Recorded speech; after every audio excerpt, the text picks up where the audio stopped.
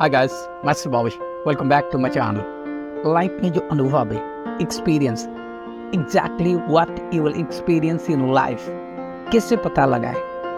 Exactly what you will experience in life, जो अनुभव, उसको कैसे पता लगाए किस तरह का अनुभव होने वाला है?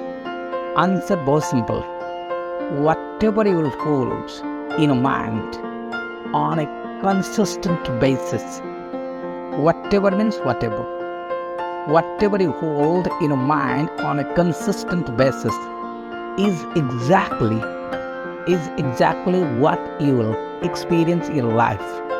Consistent basis.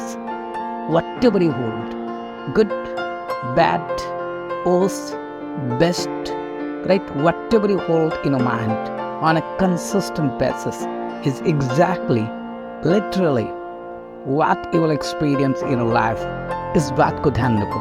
तो क्या होल्ड करना है आपके माइंड में? होल्ड इन माइंड बहुत इंपॉर्टेंट है, कंसिस्टेंट बेसिस में ये बहुत जरूरी है। Good, bad, cool, great, cool thoughts, bad thoughts, good thoughts, consistent basis.